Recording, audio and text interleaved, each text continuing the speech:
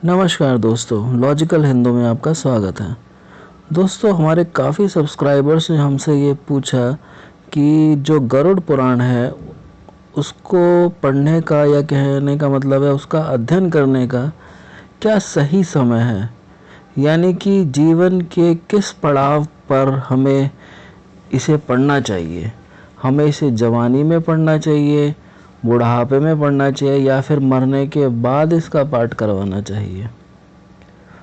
तो इसके बारे में मैंने काफ़ी रिसर्च किया और मैं इस निष्कर्ष पर पहुंचा कि इसका अध्ययन करने का जो सही समय है, जो सबसे बढ़िया समय है, वो 35 से 40 साल की उम्र अगर आपकी है, तब इस उम्र के पीरियड में आपको इसे पढ़ना चाहिए।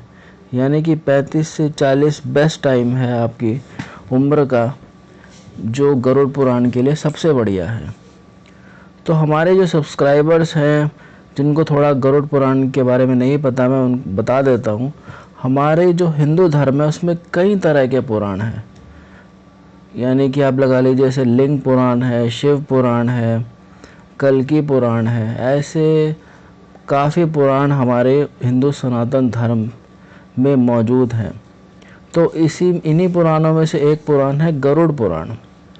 अब गरुड़ पुराण की खास बात ये है कि इसमें मरने के बाद आपके साथ क्या क्या होता है, यानी कि इस मृत्यु लोक से लेकर यमलोक की जो आपकी यात्रा है उसमें आपको क्या क्या यातनाएं भोगनी पड़ती हैं, क्या क्या दिक्कतें आती हैं, वो सब इसमें बताया गया है। इसके अलावा कई तरह के जो आप कह सकते हैं जो नरक हैं उसके बारे में भी इसमें बताया गया है, और मरने के जस्ट बाद क्या आपके साथ होता है, आपके शरीर के साथ क्या होता है, किस तरह से प्रेत शरीर बनता है 13 दिनों तक, वो सब कुछ इसमें बताया गया है काफ़ी डिटेल में। तो ये सब पढ़ के कहीं ना कहीं इंसान को डर भी लगता है, काफ़ी भय का माहौल हो जाता है इंसान के दिमाग में। तो इसलिए जो बड़े बूढ़े हैं हमारे, कई लोग ये कहते हैं कि आपको इसको नहीं पढ़ना चाहिए।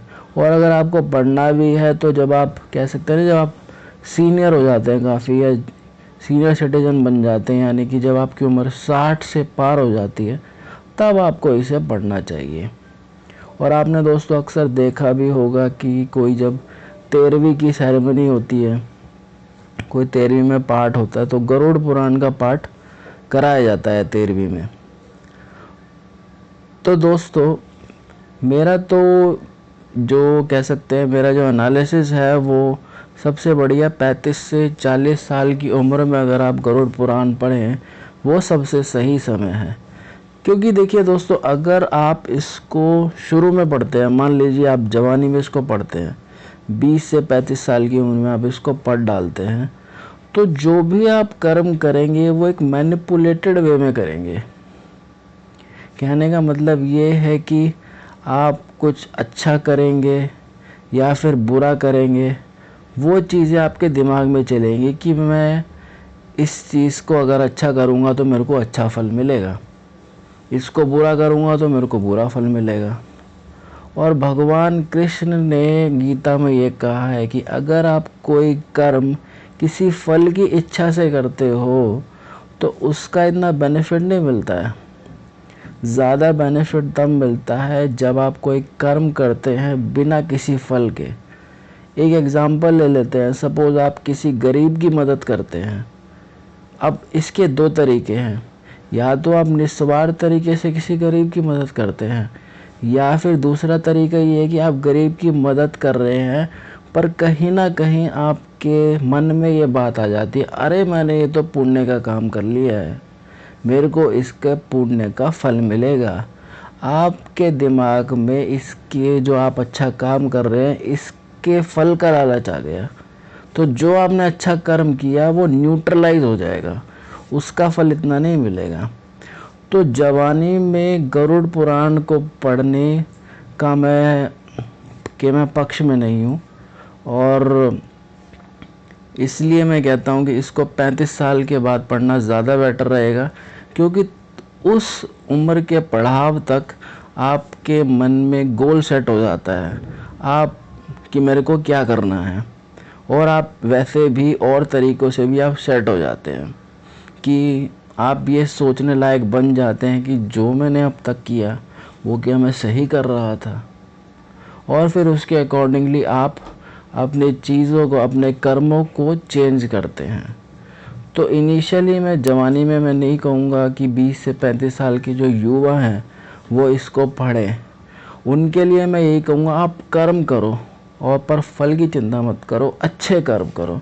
क्योंकि जब भी फल का भाव आपके दिमाग में आ गया ना, उस कर्म का जो रिज़ल्ट है ना वो इतना नहीं मिलेगा आपको।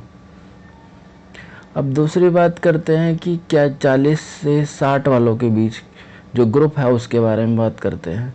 तो दोस्तों अगर आप 45, चलो 40 छोड़ देते हैं, 40 से ऊपर वालों को हम 45 से 60 के बीच में बात करते हैं। तो अगर आप उस टाइम पढ़ते हैं तो आप अपनी लाइफ में काफ़ी आगे बढ़ चुके होते हैं। तो उस टाइम उसको पढ़ना, गरुड़ पुराण को, और फिर उसके अकॉर्डिंगली अपने आप को चेंज करना, अपनी दिनचर्या को चेंज करना, अपने कर्मों को चेंज करना, वो काफ़ी दिक्कत वाला काम होता है। वो चाह के भी नहीं हम कर सकते। जैसे कहते हैं ना कि मूवीज़ में दिखाते हैं कि आप अंडरवर्ल्ड में आपने ज्वाइन तो कर लिया, 15-20 साल काम भी कर लिया, बहुत बुरे कर्म किए उसमें, उस टाइम आप एक ऐसी स्टेज पे पहुंच जाते हैं कि आप वहाँ से निकल नहीं पाते चाह के भी। क्योंकि उनको ये लगता है कि अगर मैं सरेंडर करूँगा पुलिस को या मैं अपने बुरे कर्म छोड़ दूँगा, अंडरवर्ल्ड से निकल जाऊँगा, तो या तो मेरे को पुलिस पकड़ लेगी, फांसी लग जाएगी, या फिर मेरे जो साथ के बंदे हैं वही मेरे को मार डालेंगे। तो कहने का मतलब ये है कि आप 35 से 40 या अगर आप 45 तक इस गरुड़ पुराण का अध्ययन कर लें वो बहुत ही बढ़िया रहेगा। वो बेस्ट टाइम है। 35 से 45 में कहूँगा, अगर ब्रॉडर टर्म में बात करूँ, ये सबसे सही टाइम है गरुड़ पुराण का अध्ययन करने का। मैं आशा करता हूँ कि आपको ये वीडियो पसंद आई होगी। अगर आपके पास, आपके मन में कोई भी सवाल है, आप हमें मेल कर सकते हैं, हम उसका जवाब वीडियो के द्वारा देंगे। हमारी मेल आईडी लिखिए contact@logicalhindu.com। दोस्तों आज के लिए बस इतना ही। धन्यवाद।